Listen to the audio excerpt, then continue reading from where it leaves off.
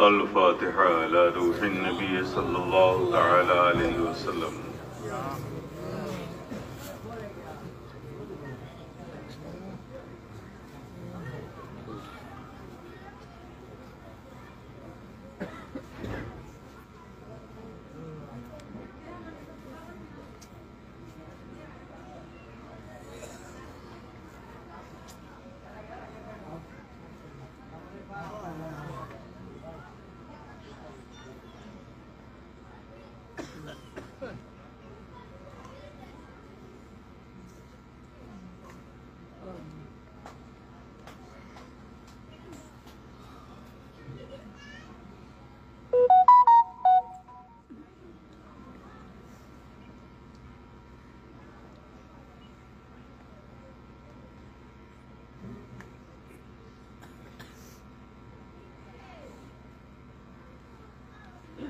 इन्नल्लाह व मलाइकतहु युसल्लूना अलन नबी या अय्युहल्लज़ीना आमनू सल्लू अलैहि व सल्लिमू तस्लीमा। अल्लाहुम्मा सल्लि अला सय्यदिना व मौलाना मुहम्मद व अला आलि सय्यदिना व मौलाना मुहम्मद कमा तुहिब्बु व तर्दा बि अन तुसल्ली अलैहि सलातुन व सलामुन अलैका या रसूलल्लाह। सुब्हान रब्बिक रब्बिल इज्जति अम्मा यसिफून व सलामुन अलल मुरसलीन वल्हम्दुलिल्लाहि रब्बिल आलमीन।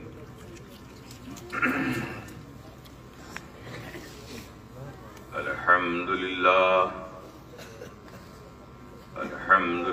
नअब्दुहु व नस्तईनुहु व नस्तगफिरुहु व नुमिनु बिही व नतवक्कलु अलैहि व नऊज़ु बिल्लाहि मिन शुरूरि अनफुसिना व मिन सय्यिआति अमालिना। मन यहदिहिल्लाहु फला मुदिल्ल लहु व मन युद्लिलहु फला हादिय लहु। व नशहदु अन ला इलाहा इल्लल्लाहु वहदहु ला शरीका लहु व नशहदु अन्न मुहम्मदन अब्दुहु व रसूलुहु। अम्मा बाद अऊज़ु बिल्लाहि मिनश शैतानिर रजीम। बिस्मिल्लाहिर रहमानिर रहीम। व अम्मा बिनिअमति रब्बिका फहद्दिस। सदक़ल्लाहु मौलाना अज़ीम व सदक़ रसूलुहुन नबियुल करीम व नहनु अला ज़ालिका लमिनश शाहिदीन व शाकिरीन वल्हम्दुलिल्लाहि रब्बिल आलमीन।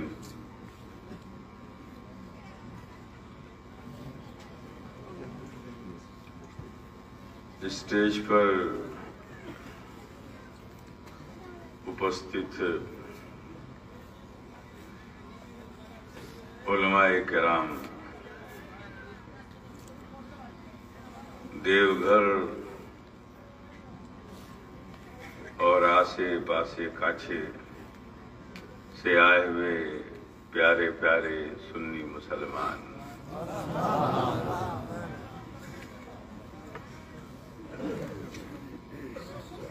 आइए सबसे पहले मोहब्बत के साथ पूरी ईमानदारी के साथ नबी की बारगाह में दरूद पाक पढ़ रहे हैं। पढ़िए अल्लाहुम्मा सल्ली अला सय्यिदना मौलाना मुहम्मद व अला आलि सय्यिदना मौलाना मुहम्मद। अल्लाहुम्मा सल्ली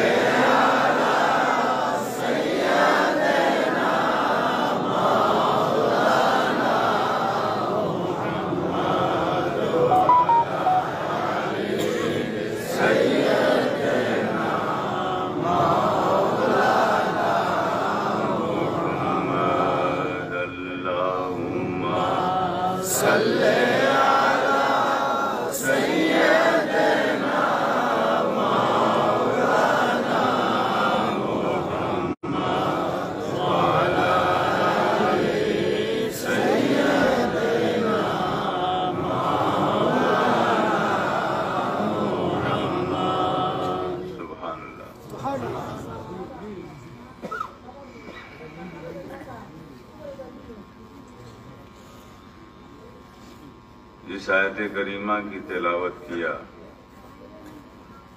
व अम्मा बिनिअमति रब्बिका फहद्दिस, उसका एक आसान सा बहुत सरल सा तर्जुमा।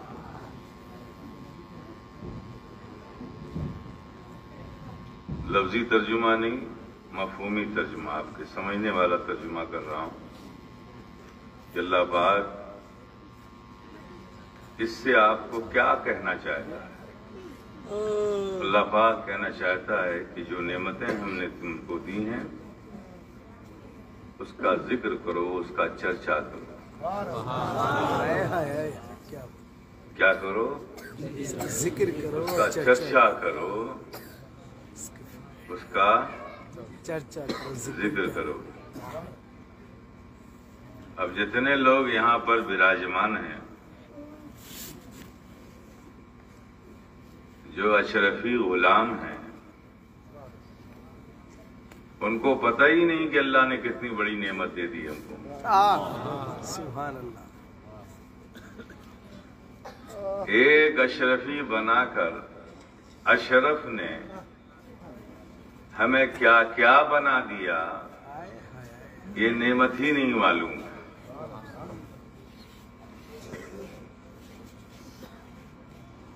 माशाअल्लाह बहुत सारे लोग अशरफी हैं, इसमें कुछ लोग अशरफी नहीं हैं, फिर भी मखदूम अशरफ जहांगीर समनानी से, सरकार कला से, शेख आजम से, अनवारुल मशाइख से मोहब्बत करने वाले भी होंगे। मुरीद ना हो सही, मोहब्बत तो करते हैं। हाँ हाँ, वो भी होंगे। तो मैं सोचता हूं आज आपको बताऊं मैं कि अल्लाह ने हम पर कितना फज़्ल किया कि हमें अशरफ का दामन दे दिया, अशरफ की चौखट दे दी, उनकी निस्बत दे दी।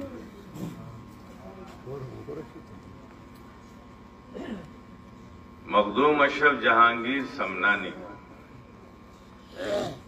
इनका लक़ब क्या क्या मालूम है? महबूब यज़दानी। दूसरा लक़ब क्या है? गौसुल आलम। क्या है? वलियों की दुनिया में, पूरे संसार में जितने वली हैं, उन वलियों में 4 महबूब हैं। कितने महबूब हैं? 4, जिनको महबूब का टाइटल मिला है। एक है महबूब सुबहानी, गौसुल आजम शेख अब्दुल कादिर जीलानी, ये महबूब। और एक महबूब हैं महबूबे इलाही हजरत ख्वाजा निजामुद्दीन। और एक महबूब हैं महबूबे यज़दानी सैयद अशरफ जहांगीर समनानी। और चौथे महबूब हैं महबूबे रब्बानी हम शबीह गौसुस सकलैन अशरफी मियाँ अलैहि रहमत व रिजवान जीलानी। 4 महबूब। कितने हैं? 4 महबूब हैं इस पूरे प्रांत में, जिन्हें महबूब का खिताब दिया गया है। अल्लाह के महबूब वो 4 हैं। अब जरा देखो, एक अशरफ की गुलामी ने 4 महबूब हमारे हिस्से में आ गए। 4 महबूब हमारे हिस्से में है। हमारा सिलसिला सिलसिले कादरिया भी है, सिलसिले निजामिया भी है, सिलसिले अशरफिया भी है। तो सिलसिले कादरिया से महबूब सुबहानी आ गए, सिलसिले निजामिया से महबूब इलाही आ गए, और सिलसिले अशरफिया से महबूब यज़दानी अशरफ जहांगीर सिमनानी और शाह अली हुसैन अशरफी जीलानी ये भी आ गए।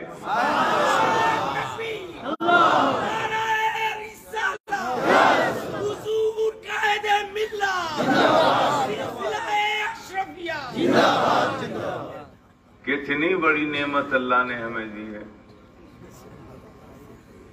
4 महबूब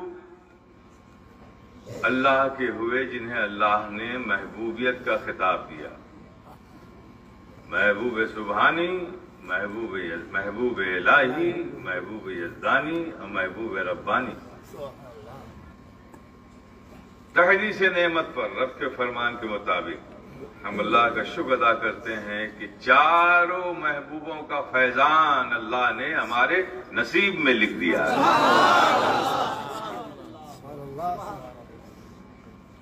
एक दूसरा, पूरे गुरोहे विलायत में, जमात औलिया में जितने भी रूए जमीन पर वली गुजरे हैं, उसमें 2 ही वली ऐसे हैं जिन्होंने सल्तनत को छोड़ा है और फकीरी अख्तियार की। सुनते जाओ क्या क्या नेमत तुमको मिली है। सुभान अल्लाह। 2 वली हैं, एक है हजरत इब्राहिम इब्न अदहम बल्खी और एक है मखदूम अशरफ जहांगीर सिमनानी। ये 2 ही बुजुर्ग ऐसे हैं जिन्होंने तख्त को छोड़कर फकीरी अख्तियार की। इस एतबार से भी देखिए मखदूम पाक का मकाम क्या है। अब आइए, गुरोहे विलायत में 2 खिताब बिल्कुल अलग है। एक खिताब गौसे आजम और एक खिताब गौसुल आलम।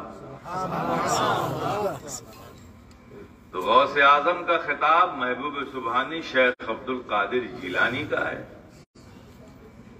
और गौसुल आलम का खिताब मखदूम अशरफ जहांगीर समनानी का। अब दोनों में कनेक्टिविटी क्या है ना? तो गौसे आजम की शख्सियत इस रूए जमीन पर गुरोहे विलायत में ताजदार की है। क्या है? सारे वलियों के ये ताजदार है। ठीक जी। और खुद फरमाते हैं बिलादुल्लाह मुल्की तहता हुक्मी, अल्लाह के सारे मुल्क मेरे हुक्म के मातहत हैं। कि कौन कहता है? बोलो, बोलोगे तो लगेगा कि कुछ समझ रहे हो। गौसे पाक कह रहे हैं। शेख अब्दुल कादिर जीलानी क्या कहते हैं? बिलादुल्लाह मुल्की तहता हुक्मी, अल्लाह के सारे मुल्क, इस पृथ्वी पर जितने भी मुल्क हैं वो सब मेरे हुक्म के अंदर में हैं। ये गौसे आजम ने कहा। गौसुल आलम महबूब यज़दानी सैयद अशरफ जहांगीर समनानी क्या कहते हैं? गौसे आजम है, ये गौसुल आलम ये क्या कहते हैं? अदवार आलम का निजाम मेरे जिम्मा है। घबराइए नहीं, मैं इसको भी एक्सप्लेन करता हूं। वो क्या कहते हैं कि अदवार आलम का निजाम मेरे जिम्मा है। ये अदवार आलम का निजाम क्या मतलब? जो कुछ भी इस पृथ्वी पर मूव कर रहा है, मूवमेंट में है, जो कुछ भी हरकत में है, जो चल रहा है, ये पूरा सिस्टम, उसका मैनेजमेंट मेरे जिम्मा है। गौसे आजम कहते हैं कि मालिक अल्लाह ने मुझे बना दिया। सुभान अल्लाह। और गौसुल आलम महबूब यज़दानी कहते हैं कि इसका इंतजाम अल्लाह ने मुझे दे दिया। तो यानी कि गौसे आजम की होम मिनिस्ट्री का नाम गौसुल आलम अशरफ जहांगीर समनानी है। सुभान अल्लाह, सुभान अल्लाह। अब बताइए, गौसे आजम की होम मिनिस्ट्री से हमारा ताल्लुक है। हम कितने कीमती अशरफी हैं, है कि नहीं? बोलो ना। है ना? कभी समझा है अपनी कीमत को? नहीं समझा, नहीं समझा। समझो मेरे प्यारे, समझने की जरूरत है। क्या बताऊं क्या मिला अशरफ के मिल जाने के बाद, गौस व ख्वाजा मिल गए हैं आपको पाने के बाद। एक अशरफ मिल गए तो गौस आजम भी मिल गए और ख्वाजा खाजिगा भी मिल गए। सुभान अल्लाह।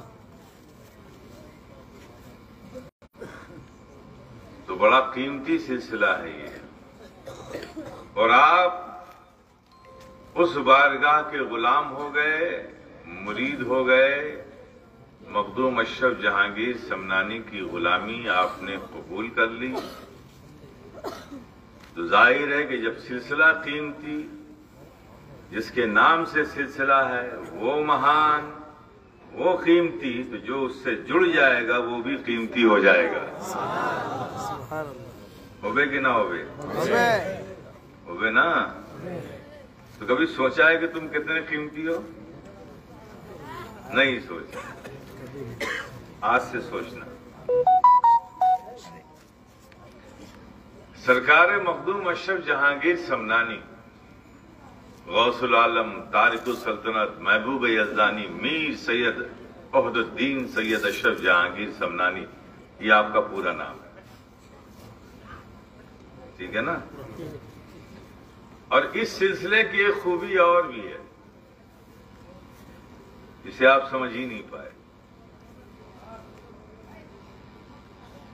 जब से ये शुरू हुआ है, सुबह क़यामत तक यही उसूल, यही दस्तूर, यही कानून चलता रहेगा कि मुरीद किसी के भी हो, लेकिन कहलाओगे अशरफी। मेरा मुरीद को महमूदी नहीं ले सकता, सरकार कला का मुरीद कोई मुख्तारी नहीं ले सकता, शेख आजम का कोई मुरीद इजहारी नहीं ले सकता, अनवारुल मशाइख का कोई मुरीद अनवारी नहीं ले सकता।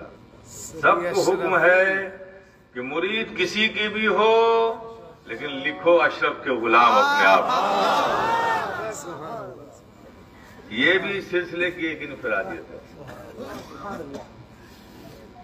सिलसिला आगे बढ़ा तो लोगों के नाम से सिलसिला चलने लगा, लेकिन 800 साल से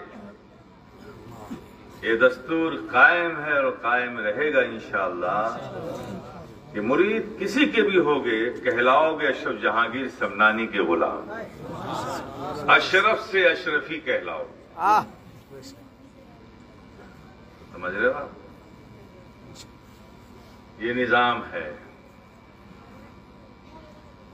और जितने अशरफी हैं वो किसी के जरिए बनाए गए, बाकी सब जरिया हैं। मखदूम पाक की गुलामी दिलाने वाले हैं ये, उनकी बारगाह तक पहुंचाने वाले हैं ये, लेकिन सब बनेंगे क्या? अशरफी।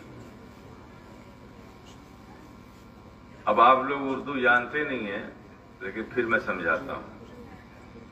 हर लैंग्वेज का एक अल्फाबेट्स होता है, जैसे ABCDEFGHIJKLMNOP की, है ना? जी। वैसे उर्दू में भी है, अलिफ बे ते से जीम ए खे, है ना? ऐसे जी जी।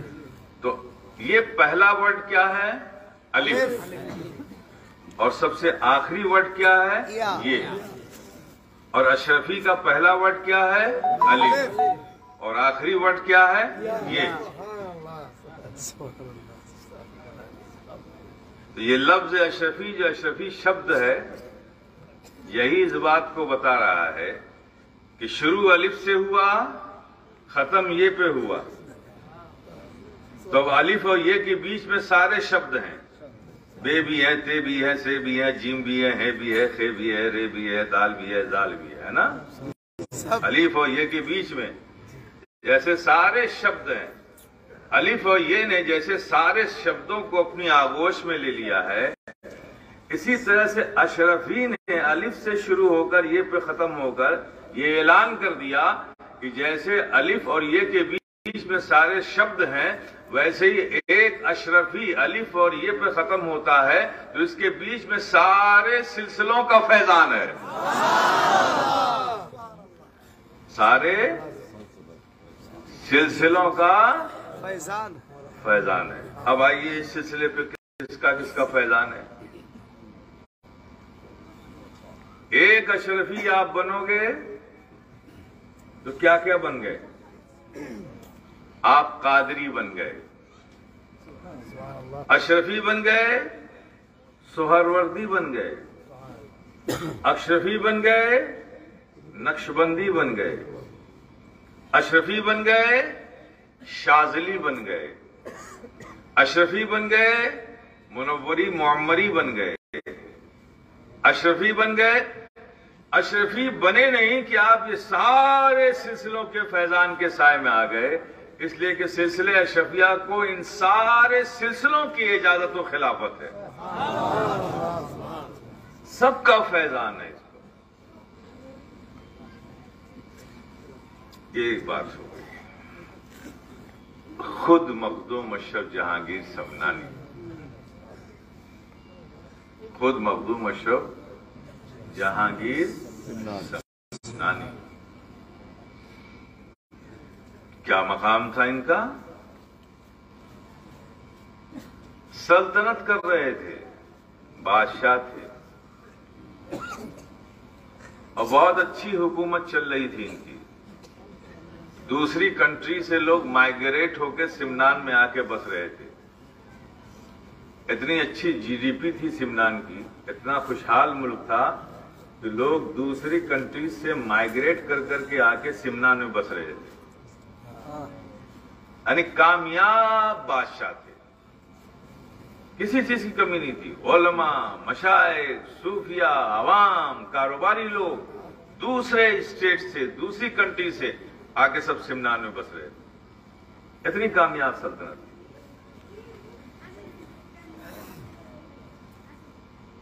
सब कुछ छोड़ दिया और छोड़कर क्या किया? चल पड़े पैदल। मां ने कहा कि ठीक है, राहे मौला में रिजाए मौला के लिए सफर कर रहे हो, सब कुछ छोड़ रहे हो, कुछ नौकर लेते जाओ, क्योंकि बचपने से लेके अब तक बादशाही की जिंदगी गुजारी है, आराम की जिंदगी गुजारी है। अब तुम जा रहे हो ऐसी अनजान जगह पर जिसका पता ही नहीं है, तो कुछ बादशाह लेते जाओ। तो मखदूम पाक ने क्या फरमाया अपनी वालदा से, जानते हो? उन्होंने कहा मैं बादशाहत को छोड़ के जा रहा हूं और अपना साथी अपना रब को बना के जा रहा हूं। तो अगर ये बादशाह वाले, ये नौकर, ये गुलाम, ये घोड़े वाले जाएंगे तो बादशाहत जाएगी मेरे साथ, और मैं इसे छोड़ रहा हूं और अपने रब को अपना साथी बना के निकल रहा हूं। सब वापस कर दिया। पंडवा शरीफ आए, चले सफर। आप देखो मकाम, देखो इनका। अब जब चले वहां से तो हजरत खिज्र साथ साथ चले, रास्ता बताने के लिए कि आपको जाना कहां है, किस शेख की बारगाह में हाजिर होना है, अल्लाह ने किस शेख का हिस्सा आपको बनाया है, आप किसके हिस्से में आएंगे, मैं रहनुमाई करूंगा हर जगह। हजरत खिज्र आपके साथ साथ। हजरत शेख जलालुद्दीन जहानिया जहां गश्त, जो हजरत नसीरुद्दीन रोशन चराग के मुरीद व खलीफा हैं, बड़ी बड़ी अबकरी शख्सियत है। जहानिया जहां गश्त इनको इसलिए कहा जाता था कि रूए जमीन पर जितने भी औलिया इकराम अपनी जिंदगी के साथ जमीन पर थे उनसे भी मिले, और जो पर्दा कर गए थे अपनी कब्रों में थे उनसे भी कश्फ के जरिए मुलाकात करते थे। तो सारी दुनिया ये घूमे और औलिया इकराम की ज़ियारतें की, उनसे फैजान हासिल किया। और इनकी एक आदत थी हज़रत जहानिया जहां गश्त की हज़रत जलालुद्दीन जहानिया जहां गश्त की एक आदत ये थी कि जिस बुजुर्ग से मिलते थे, जब उससे रुखसत होते थे, कहते थे हजरत अपनी कोई निशानी दे दीजिए मुझे, ताकि याद रहे कि मैं आपसे मिला हूं। तो गुरोहे विलायत में हज़रत मखदूम जलालिया जलालुद्दीन जहानिया जहां गश्त एक ऐसे बुजुर्ग हैं जिनके पास तबरुकात का अंबार है, ढेर है तबरुकात, जो कि कितने से मिले और सबसे लिया। आप समझिए ना। हज़रत जलालुद्दीन जहानिया जहां गश्त फरमाते हैं कि एक बार मैं, सुनसान आबादी नहीं थी, पहाड़ी था, जा रहा था, सफर ही करते थे, सफर ही करते थे। तो शाम हो गई तो ये हुआ कि भाई ये बिल्कुल डिजर्ट इलाका है, पहाड़ी इलाका है, यहाँ जंगली जानवर भी होंगे। तो एक पहाड़ में मुझे सुरंग नजर आया, गार नजर आया, तो मैंने कहा चलो रात इसमें रुक जाते हैं, फिर सुबह सफर शुरू करेंगे। तो फरमाते हैं कि जब मैं गार के अंदर गया तो शाम हो चुकी थी, दिन डूब चुका था, तो मैं देखा अंदर एक रोशनी है। मैंने कहा इस बेआबान जगह पर रोशनी कहां से आ गई? तो हज़रत जलालुद्दीन फरमाते हैं कि मैंने झांक कर देखा, तो क्या देखा कि कुछ लोग इस तरफ बैठे हैं और उनके सामने कुछ लोग यूं बैठे हैं, और बीच में एक मीरे महफिल एक शख्स बैठा है और एक चिराग जल रहा है। हैरत में, कहते हैं मैं हैरत में पड़ गया कि इस बयाबान में जहां दूर दूर तक कोई इंसान का पता नहीं है, आखिर ये गार में ये लोग कौन है? तो ये दीवार से छिप कर देखने लगे कि अंदर क्या होता है। देखा तो क्या देखा, कुछ देर बाद खुद ही दस्तरखान आ गया, अपने आप प्लेट आके लग गई। आदमी थे 7, 3 इधर, एक मीरे महफिल, और प्लेट आई 8।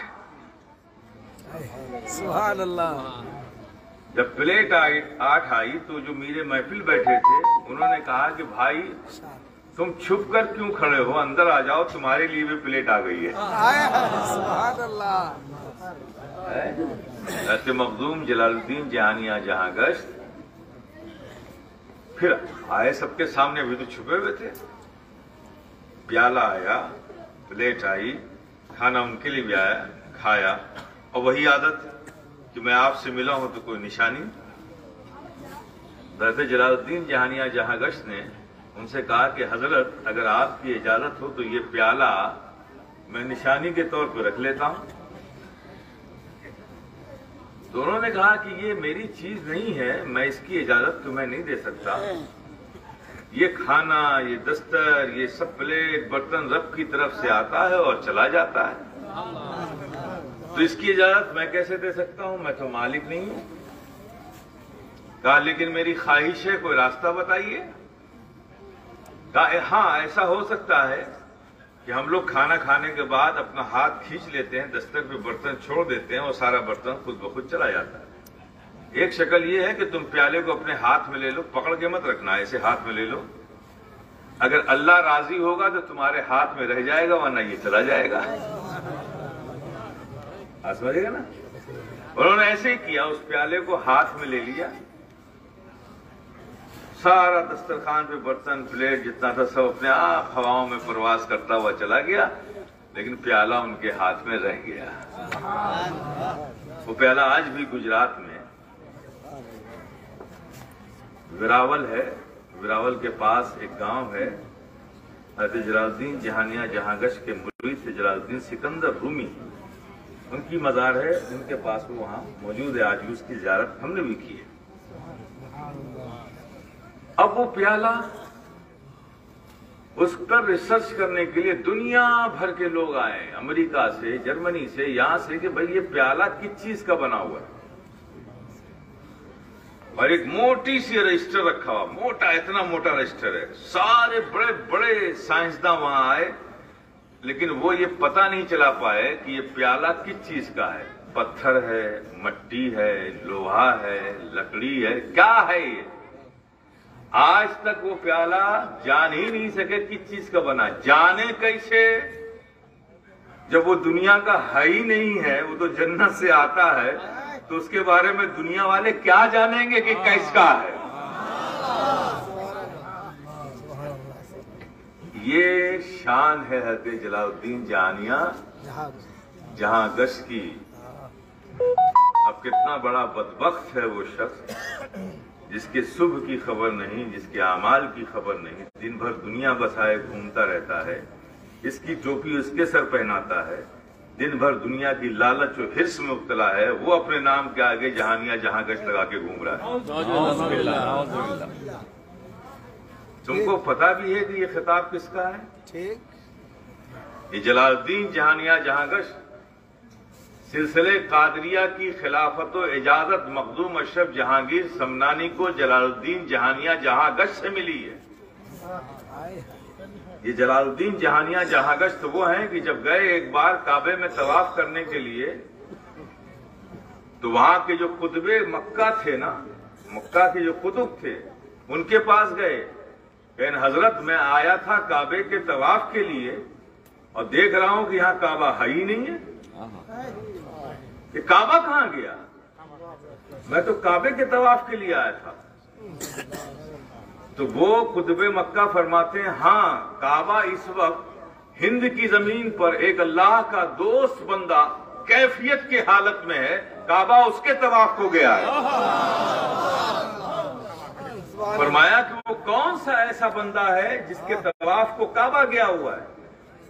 काबो नसरुद्दीन रोशन चराग देहलवी है। हज़रत जलालुद्दीन जहानिया जहां गश फरमाते हैं कि जब मैंने आपका नाम सुना तो मैं आपकी बारगाह में हाजिर हुआ, फिर आप वहीं बैठ हुए और एक जमाने तक आपकी खिदमत करते रहे, वजू का पानी गर्म देकर नसीरुद्दीन रोशन चराग को वजू कराते। ऐसी शख्सियत, आला मकाम शख्सियत, उनके आगे है जहानिया जहां गश्त। एक सर फिरा दुनिया की लालच में अपने नाम के आगे हम में से जहानिया जहां गश्त लगाकर घूमे तो कितना बड़ा बदबख्त है वो, कम नसीब है। ठीक। अरे दुनिया तो निकल जाएगी 40 साल, 50 साल, 60 साल, 70 साल। अरे जालिम मरने के बाद क्या मुंह दिखाएगा अपने बुजुर्गों को? जलालुद्दीन जहानिया जहां गश को तो छोड़िए, तो अपने बुजुर्गों को क्या मुंह दिखाएगा? इसलिए कि इस सिलसिले को भी फैजान जलालुद्दीन जहानिया जहां गश से मिला है, सिलसिले कादरिया की इजाजत मिली है। कौन तुझे कबूल करेगा? तो मेरे प्यारे, ये जलालुद्दीन जहानिया जहां गश जब मखदूम पाक सिमनान से आ रहे थे ना, तो वो रास्ता वही था, कुछ शरीफ होकर आ रहे थे, कुछ शरीफ। आप वहां आप तो जब आए तो हज़रत जलालुद्दीन जहानिया जहां गश को खबर लगी, कोई साहिब कश्फ थे, बुजुर्ग थे, वली थे। उन्होंने अपने खादिमों को भेजा कि देखो रास्ते से एक अल्लाह का महबूब बंदा गुजर रहा है, बड़ा इंपॉर्टेंट पर्सन है, वो बहुत अहम आदमी है और वो पीर से मिलने जा रहा है। और हाल ये है कि इस वक्त रूए जमीन पर जितने औलिया किराम हैं, जितने औलिया किराम हैं, वो सब के सब हाथ उठाए हुए रब से दुआ ये कर रहे हैं कि अल्लाह अशरफ जहांगीर को मेरे हिस्से में दे दे। अशरफ जहांगीर को मेरे हिस्से में दे दे। लेकिन अल्लाह ने फैसला फरमा दिया है कि ये भाई अलाउद्दीन अलाउल हक पंडवी गंजनबाद का हिस्सा है। आप समझ गए ना? ऐसा शख्स गुजर रहा है, जाओ उसको बुला के लाओ, दावत दो मेरी तरफ से। एक दिन यहां क्याम करें, फिर पंडवा शरीफ के लिए निकलेंगे। खादिम भागे हुए गए, हज़रत जलालुद्दीन जहानिया जहां गश की दावत दी। मखदूम पाक ने सफर का रुख बदला और उस शरीफ पहुंच गए। रात में हुजरे में क़याम फरमाया, खाना खाया, आराम किया। सुबह जलालुद्दीन जहानिया जहां गश तशरीफ लाए, मुलाकात की। कहा कि मैं हैरत ज़दा हूं कि आखिर वो क्या बात है, वो क्या चीज है कि तमाम रूए जमीन के औलिया किराम आपके लिए दुआ कर रहे हैं कि अल्लाह मुझे अशरफ जहांगीर को मेरे हिस्से में दे दे। मैं मिलना चाहता था आपसे कि आखिर बात क्या है। तो फरमाया शेख जलालुद्दीन जहानिया जहां गश ने, अशरफ जहांगीर आपकी वुसअत क्या है? ये तसव्वुफ की लैंग्वेज है, वुसअत हमारी लैंग्वेज में जबान में अलग है। आपकी वुसअत क्या है, फैलाव क्या है? ये जब पूछा उन्होंने तो मखदूम अशरफ जहांगीर समनानी का जिस्म इतना फैलने लगा कि खिड़की और दरवाजे से जिस्म बाहर जाने लगा। हज़रत शेख जलालुद्दीन ने फरमाया, बस मैंने आपकी वुसअत देख ली। फिर जिस्म अपनी जगह आ गया। फिर पूछा कि आपकी इंकिसारी क्या है। जैसे इंकिसारी कहा तो मखदूम पाक इतना सिमटने लगे कि बिल्कुल जैसे एक गेहूं के दाने की तरह हो गए। कहा बस मुझे यही देखना था। यही वजह है कि गुरोह औलिया के सारे औलिया कराम आपको हासिल करने की दुआ कर रहे हैं कि जो पीर से मुरीद होने से पहले इतना कमाल लगता हो तो पीर की सोहबत के बाद उसके अंदर कितना कमाल पैदा हो। ये है अशरफ जहांगीर समनानी।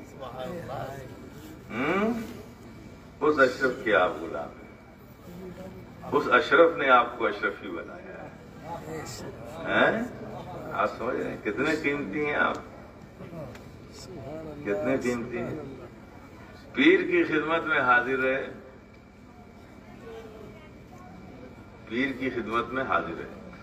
शेख अलाउल हक पंडवी गंजनवाद की उम्र शरीफ तकरीबन 80 ईयर्स हो गई थी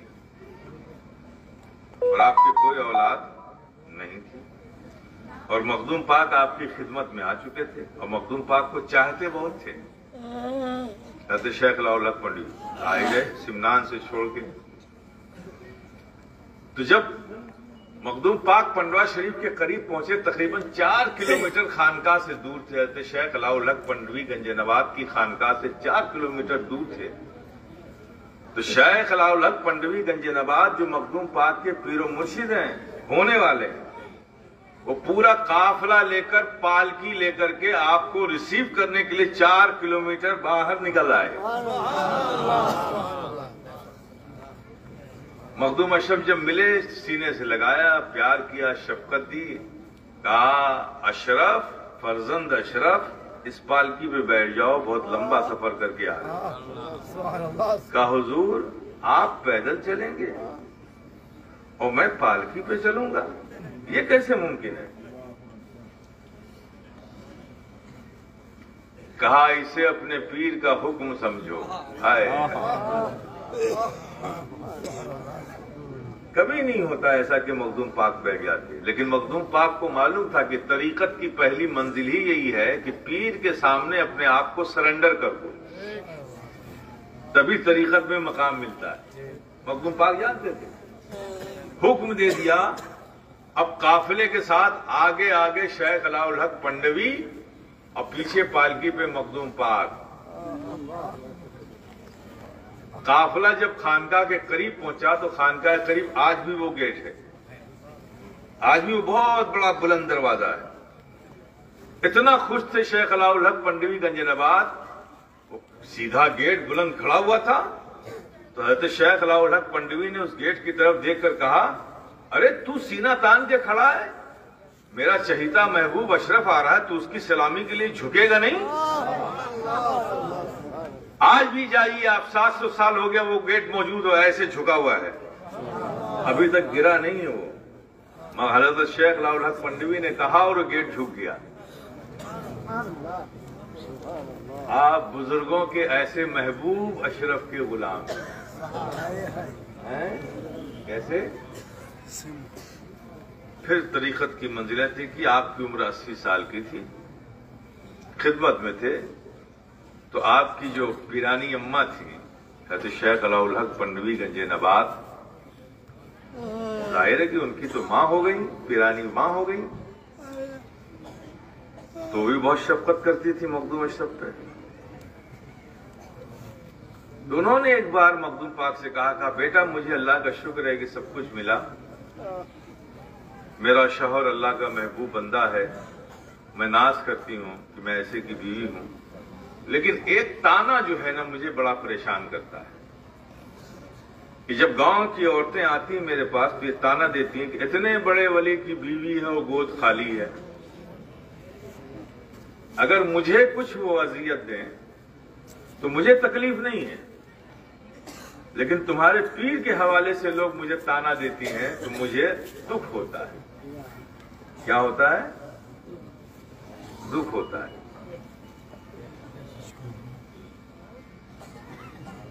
इसके लिए कुछ करो। 80 साल की उम्र। मखदूम पा ने कहा कि पियानी माँ, मैं एक तरीका बताता हूं और मैं भी बात करूंगा, गुजारिश करूंगा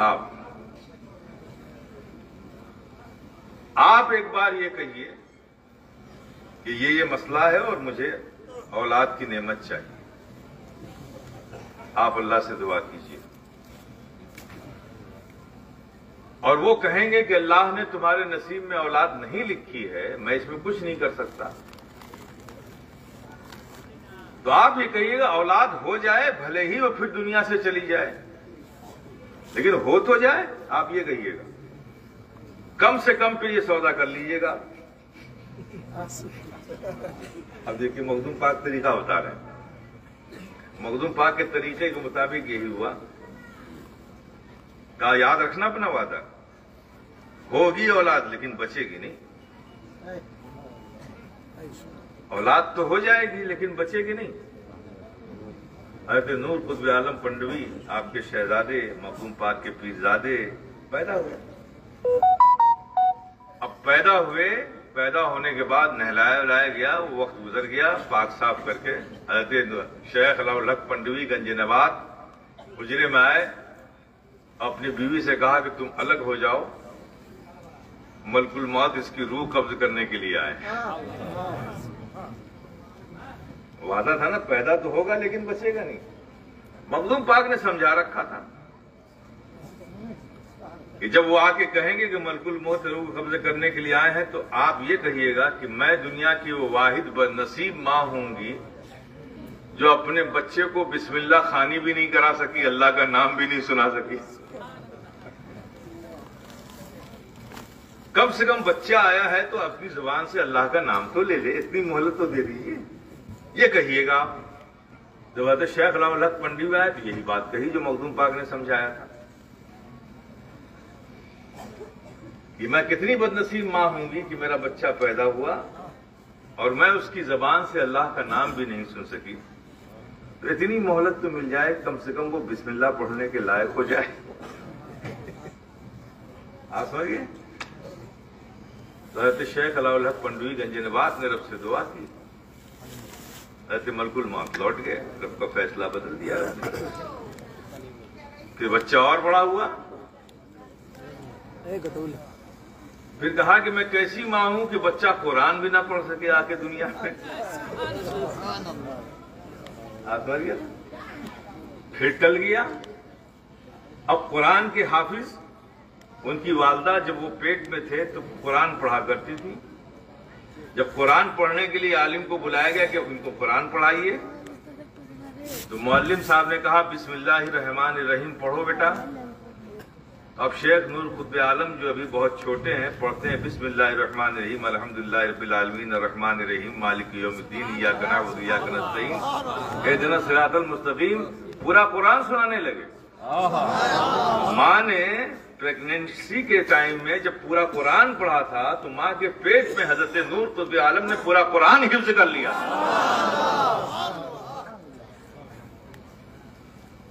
अब वो वक्त भी गुजर गया। अब क्या है, मलकुल मौत आए हैं, अब जाना होगा।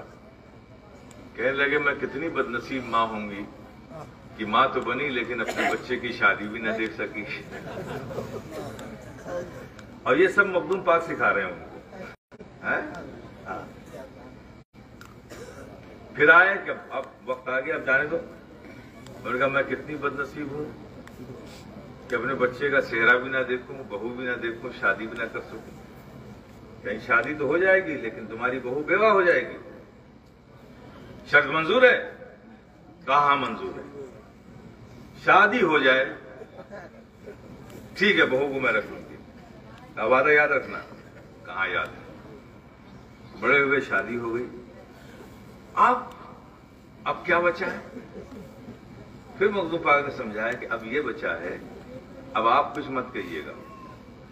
वो जो आपकी बहू है ना, जब वो आएंगे तो उसी को भेज दीजिएगा। कि वो आएंगे कि अब जाने का वक्त हो गया, मलकुल मौत आ गए हैं, जाना है, तो फिर बहू कह दीजिएगा वो कदमों में गिर जाए और कहे कि मेरा क्या कसूर है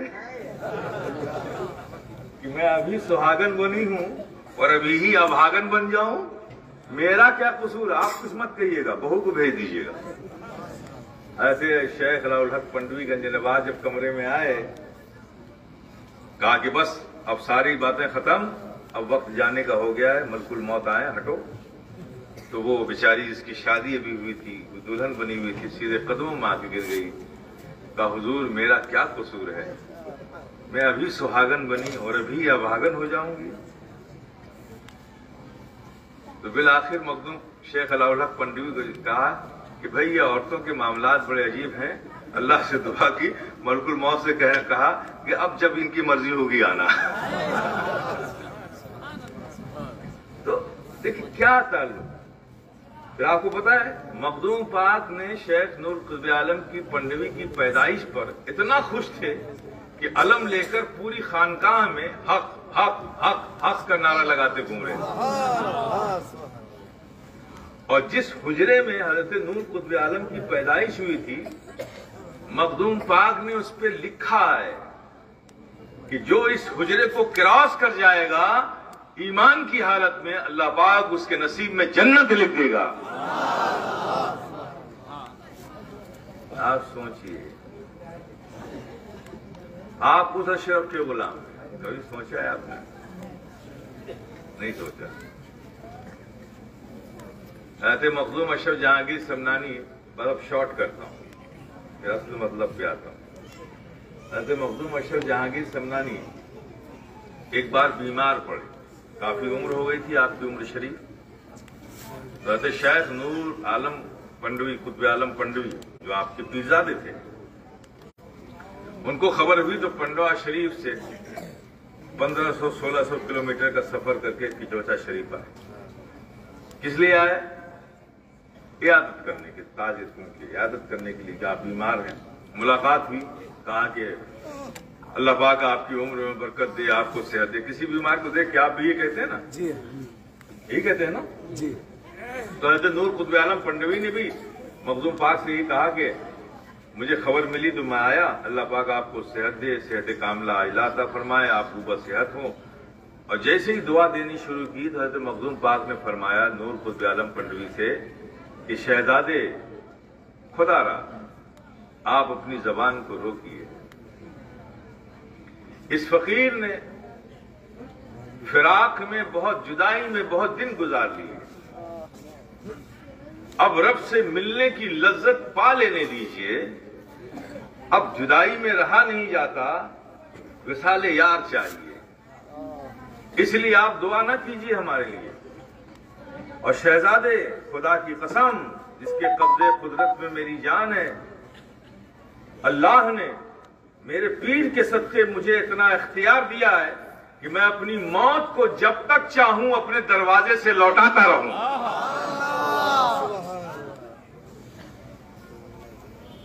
ये मखदूम अशरफ की शान है। तो एक सिलसिला, पीर कोई भी हो बनेंगे आप अशरफी। एक खानका वो चली आ रही है। अब्दुल रज़्ज़ाक़ लुलैन जानशीन थे, उसके बाद नस्लन बाद नस्लिन वो जानशीनी। हर सज्जादा नशीन ने अपने बाद जो सज्जादा नशीन होगा वो उसका इंतखाब करके जाता है, चुन कर जाता है। हमारे यहां सज्जादा नशीन और जानशीन जो है ना, इलेक्शन से नहीं बनते, किसी की बोली से नहीं बनते, किसी गली से नहीं बनते, अल्लाह के वली से बनते हैं। हर जाने वाला अपने बाद का सज्जादा नशीन बना कर जाता है और पूरा खानदान उस मनसब को मानता है। पहले जमाने में सिर्फ जबान से मानते थे, अब तो वक्त आया तो दस्तावेज से ही मानते, सब दस्तखत भी करते हैं। महजरनामा तैयार होता है, सारे खानदान के लोग जब रस्म सज्जादगी होती है तो सब उस पर दस्तखत भी करते हैं कि हम हमेशा इस मनसब के वफादार थे और वफादार रहेंगे। ये सबकी सिग्नेचर है। तो हमारे यहाँ एक ही सिलसिला है, एक ही खानका है, खानका का हर फर्द उस मनसब के ताबे है। चाहे मनसब पे बैठने वाला छोटा हो और जो मनसब पे नहीं है वो बड़ा हो, वो बड़ा भी उस छोटे का ताबे हो जाता है मनसब के लिहाज से। जैसे हमारे सरकार कला हुजूर उम्र में छोटे, आपके चचा बाहयात थे पीर मुस्तफा मियां, और वो भी मजहूब कामिल थे, विलायत के मकाम पर थे। मुहद्दिस आजम हिंद आपसे बड़े थे, आपके बहनोई भी थे, बड़े भाई की तरह थे, ये दोनों मौजूद हैं। लेकिन मनसब पर कौन था? सरकार कला। तो कभी भी आपके चचा या मुहद्दिस साहब बगल में नहीं बैठे हैं या उनके साथ नहीं बैठे, वो भी दूर किनारे मुअद्दब होके बैठते थे, जबकि वो चचा थे और बड़े थे। ये मनसब का एहतराम इस सिलसिले में हमेशा रहा है। लेकिन अब अफसोस और सद अफसोस, अल्लाह रहम फरमाए, आप लोग भी दुआ करते रहिए, कुछ पीराने तरीकत, नाबालिगाने मारिफत, जो भी मारिफत में बालिग नहीं हुए हैं, वो इलाकों में निकल पड़े हैं। उन्होंने इस दस्तूर को तोड़ना चाहा, इस निजाम को भंग करना चाहे। तो निजाम तो 800 सालों से चल रहा है, सुबह क़यामत तक चलेगा, ये तो भंग नहीं हो सकता। क्योंकि मखदूम पाक ने इस सिलसिले की जमात दी है कि ये सिलसिला सुबह क़यामत तक कायम रहेगा, ये मखदूम पाक ने फरमाया है।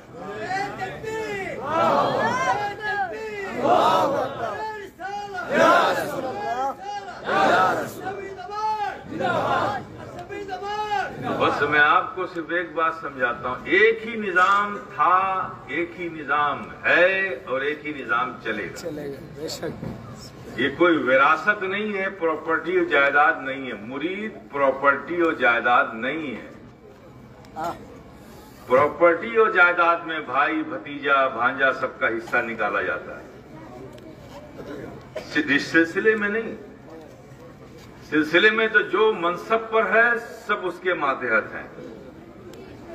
यही निजाम शुरू से आज तक चला आ रहा है। जो मनसब पे बैठा होगा वो जिस एक्टिविटी को सर्टिफाइड करेगा वही मुरीदों में चलेगी, और जिसे वो नहीं मानेगा वो मुरीदों में नहीं चलेगी। क्योंकि मुरीद कोई प्रॉपर्टी नहीं है, मुरीद तरीकत है, रूहानियत है। मुरीद का पीर से रिश्ता मोहब्बत का होता है, रूहानियत का होता है, तरीकत का होता है। ये कोई जायदाद नहीं है कि लोग हिस्सों में बांटने लगे, तुम मेरे मुरीद हो इधर आ जाओ, तुम मेरे मुरीद उधर आ जाओ। क्या प्रॉपर्टी है जो बट रही है? इस रास्ते पर ले जाने वाले भी नाक़िबत अंदेश हैं और इस रास्ते पर जाने वाले भी अपने आप को धोखे में डाल रहे हैं। हमारा सिलसिला एक है, हमारी पहचान एक है, हमारे सिलसिले का ताजदार एक है, हम सब उसके गुलाम हैं, हम सब अशरफी हैं, बस हमारी पहचान यही काफी है। आपस में मोहब्बत के साथ रहो, इंशाअल्लाह मौला ताला जिस भी पीर से मुरीद होके मखदूम अशरफ तक पहुंचे हो, उनके वसीले से तुम्हें मखदूम अशरफ का फैजान मिलता रहेगा। मखदूम अशरफ का फैजान मिलता रहेगा। भाई हम लोग तो बांटने वाले हैं ना, नेमतें बांटने की जिम्मेदारी दी है, हम बांट रहे हैं। अब देने वाला अगर देना ही बंद कर देगा तो हम बांटेंगे क्या? और देने वाला उसी वक्त तक देगा जब तक कि आप उस निजाम के वफादार रहो। अगर उस सिस्टम से आप ही बगावत कर गए तो आपको देगा क्यों? और जब उसको खुद नहीं आएगा तो वो आपको क्या देगा? ये सोचना आपका काम है। ये तरीकत है, तरीकत रूहानियत है, कोई बाजारू चीज नहीं है, दुनिया की चीज नहीं है कि आप अपनी अकलों से सोचिए क्या करना है। जो बुजुर्गों का बनाया हुआ निजाम है उस पर साबित कदम रहिए। समझ गए आप? जितने भी लोग हैं उनकी निस्बत करना, मोहब्बत करना, ताज़ीम करना, दावत खावा दावा, नो प्रॉब्लम। लेकिन कोई तहरीक, कोई तंजीम, कोई ऑर्गेनाइजेशन, कोई कुछ लेके आता है तो उससे पहले पूछा ये जाएगा कि तुमको मरकज से इसकी परमिशन है कि नहीं। अगर मरकज से परमिशन है तो कोई बात नहीं, अगर मरकज से परमिशन नहीं है तो फिर मरकज ऐसी किसी भी फाउंडेशन, किसी भी तहरीक, किसी भी तंजीम के साथ मरकज नहीं है। अब जो लोग जाते हैं वो अपनी आकबत के बारे में खुद सोचे, हमें उसमें कुछ नहीं कहना। बुजुर्गों के रास्ते से हटकर आपको अगर कोई फलाह और सलाह की राह मिलती है तो आपको मुबारक हो।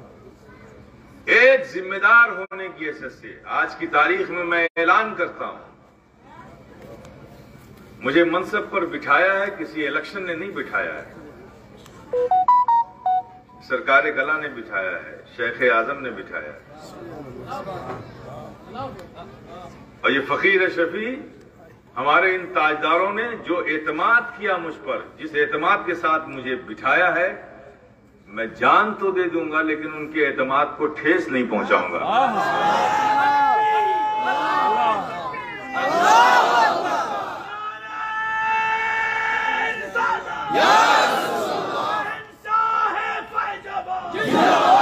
आप ये समझ लीजिए, जो जिम्मेदारी मुझे दी गई है सिलसिले के वक़ार को बचाने की, सिलसिले के तकद्दुस को बचाने की, सिलसिले की अजमत को बचाने की, बुजुर्गों की 800 साला खिदमात, उन खिदमात के फैजान को लोगों तक पहुंचाने की, मैं जिंदगी की आखिरी सांस तक अपनी पूरी कुव्वत लगाकर अजमत बचाऊंगा भी, फैजान पहुंचाने की कोशिश भी करूंगा। इसलिए कि मुझे खूब पता है, आप भूल गए हो, मुझे पता है कि मरने के बाद सबसे पहले जो मेरी मुलाकात होगी मेरे पीरो मुर्शिद से होगी। और जब वो पूछेंगे कि तुमने 707 साल के सिलसिले की जिम्मेदारी मैंने तुम्हें दी थी, तुम खामोश तमाशाई बने बैठे रहे, ये जिम्मेदारी निभाई, तो मैं क्या जवाब दूंगा। मेरा इख्तलाफ किसी से नहीं है, मैं किसी से इख्तलाफ नहीं करता। इख्तलाफ गलत नीति से है, गलत काम से है, गलत तरीके से है। जो हमारे सिलसिले में नहीं है मतलब नहीं है। हमारे सिलसिले अशरफिया में तारीख है 700 साल पुरानी। हर दौर में अपने वक्त के बड़े बड़े उलमा, मुहक्किकीन, मुफस्सिरीन, मुहद्दिसीन खुलफा रहे हैं। इमाम अहमद रजा खां फाज़िल बरेलवी अलैहि रहमत रिज़वान के बेटे हुज्जतुल इस्लाम मौलाना हामिद रजा खां फाज़िल बरेलवी, वो आला हज़रत शफी मियां के खलीफा थे। मौलाना अबुल बरकात, मौलाना अबुल हसनात, अमीन शरीयत मुफ्ती रफाकत हुसैन साहब, मुजाहिद मिल्लत मौलाना हबीबुर रहमान साहब, सदरुल उलमा मौलाना गुलाम जानी मेठी साहब, इमाम माकुलात मौलाना सलमान साहब बिहारी, ये सारे बड़े बड़े सुन्नियत के जय्यद उलमा इस सिलसिले के खलीफा और मुरीद रहे हैं। ये तारीख का सबसे घिनौना हादसा है कि आज उस सिलसिले का खलीफा कोई मुर्गी वाला है, कोई गोश्त वाला है।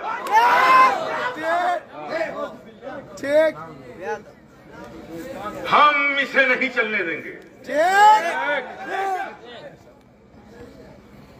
जान जाती है जाए, जान दी थी उसी की थी, हक तो है कि हक अदा ना हुआ।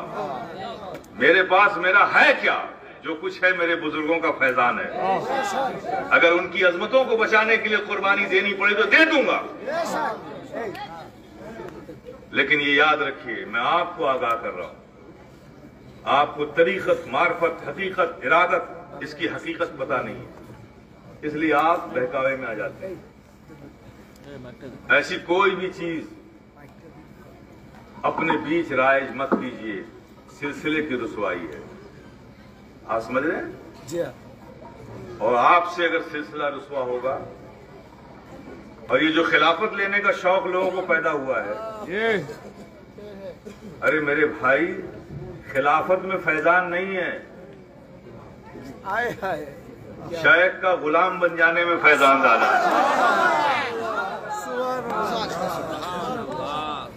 है। जिससे मुरीद हो उसके गुलाम बन जाओ, यही बहुत काफी है। अगर खलीफा ही बनना हो तो जिसके गुलाम उसके खलीफा बनो ना। अल्लाह हैं? मालदार बाप के बेटे होकर भी जाके बाजार में भीख मांग रहे हो। क्या जिस बुजुर्ग से मुरीद हो वहां क्या कमी है जो गैरों से भीख मांगते फिर रहे हो? चाहे सरकार कला के मुरीद हो, चाहे शेख आजम के मुरीद हो, चाहे अनवारुल मशाइख के मुरीद हो, चाहे मेरे मुरीद हो,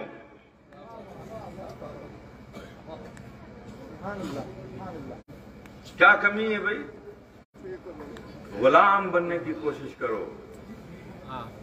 यकीनन हजरत सैयदना सिद्दीक अकबर का मकाम बड़ा ऊंचा है। अफजलुल बशर बादल अंबिया बित्तहकीक हैं। नबी के बाद जो मकाम सैयदना सिद्दीक अकबर का है वो किसी का नहीं हो सकता। ये एक हक है, हकीकत है। अल्लाह के प्यारे हबीब ने उन्हें खिलाफत के मनसब पर फायज फरमाया। वो बैठे ना जी हाँ। हजरत बिलाल खिदमतगार थे, उन्हें तो खिलाफत नहीं दी ना, नहीं दी ना। जरा मुझे बताइए क्या हजरत बिलाल की अजमत में कुछ कमी आ गई क्या? खिलाफत के मसनद पर सिद्दीक अकबर को बिठाया नबी ने, ये हक है। लेकिन हजरत बिलाल की खिदमत और नबी पर फिदा जान तन मन करने वाले बिलाल, उनकी अजमत यह है कि अगर वो नमाज़ान न दें तो सुबह ना हो।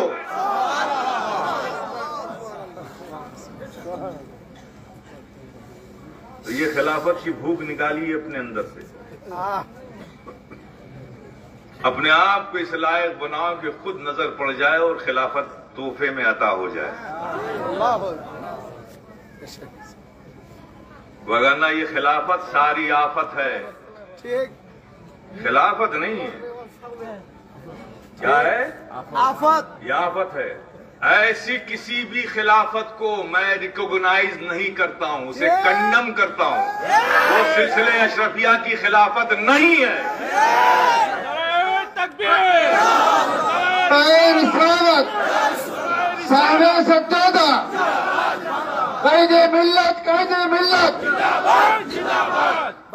जिस खिलाफत का ताल्लुक दुनियादारी से हो वो सिलसिले अशरफिया की खिलाफत नहीं हो सकती।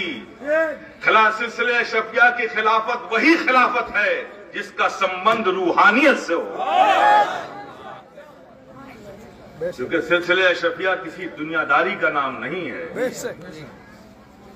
बुजुर्गों के फैजान उनकी रूहानियत को हासिल करने का नाम है, कुर्ब इलाही का नाम है, रिज़ा इलाही का नाम है। मुझे जो कहना था वो मैंने कह दिया। फिर ये ना कहना कि हमें पता न था, सबको मालूम हो गया। और वाज़े तौर पे बात, सरकार कला के जितने भी मुरीदीन हैं, शेख आजम के जितने भी मुरीदीन हैं, अनवारुल मशाइख के जितने मुरीदीन हैं, मेरे जितने मुरीदीन हैं, उनका जिम्मेदार मैं हूं। सुभान अल्लाह। अगर बाकी लोग भी आना चाहते हैं आ जाए, कोई बात नहीं। लेकिन अगर वो चंद मुरीदों को बना के अलग जाना चाहते हैं तो हमें उससे कोई फर्क भी नहीं पड़ता है। वो खुश रहें, आबाद रहें, शाद रहें, फी अमानिल्लाह, कोई मसला नहीं। लेकिन जो शेख आजम से हैं, सरकार कला से हैं, अनवारुल मशाइख से हैं, जो मुझसे हैं, खबरदार खबरदार, रोकिए अपने कदमों को,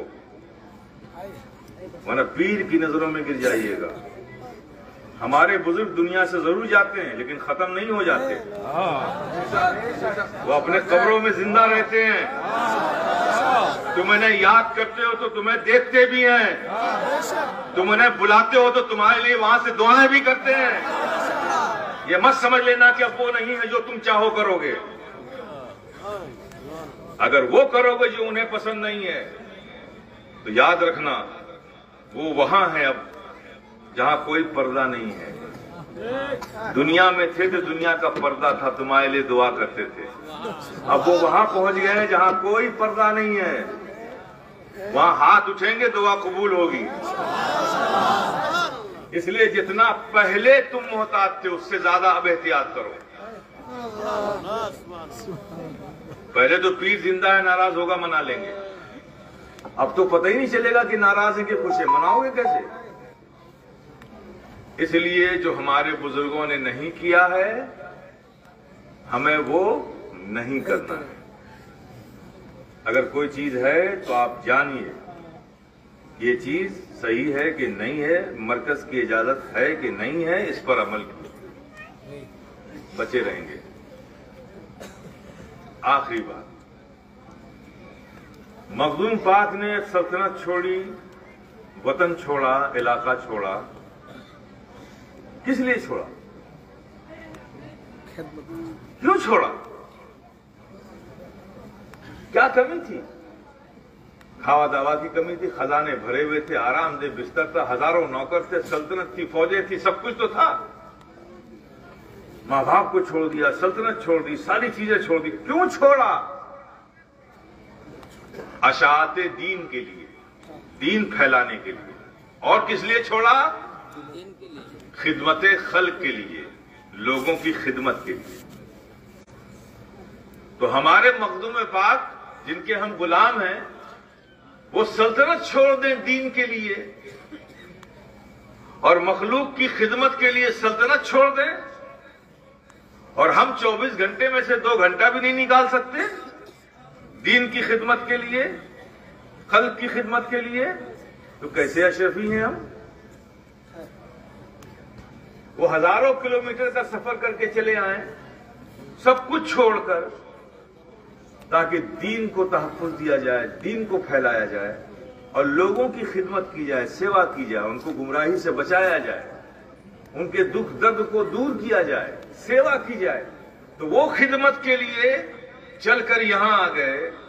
अब उनका गुलाम सिर्फ अपनी खिदमत पे लगा हुआ है?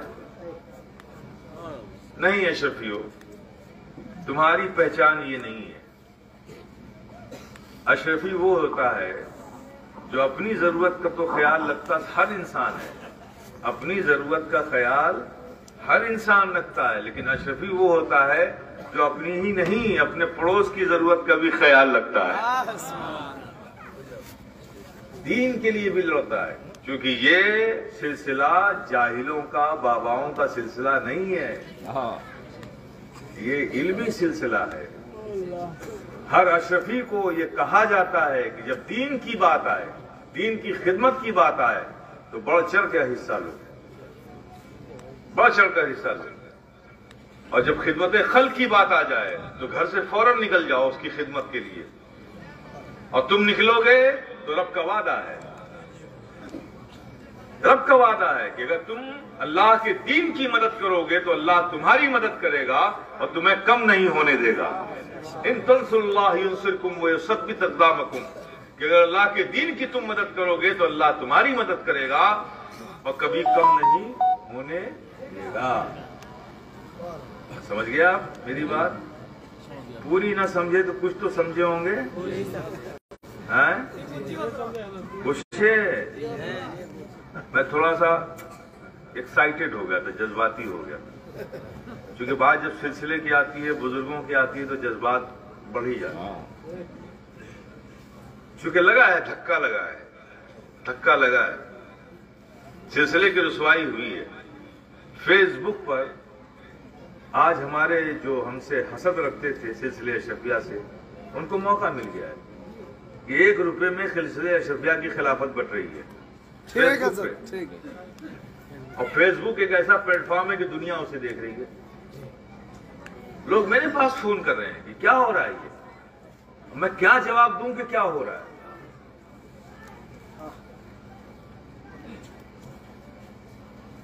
तो आप लोग मिल के मोहब्बत के साथ रहिए।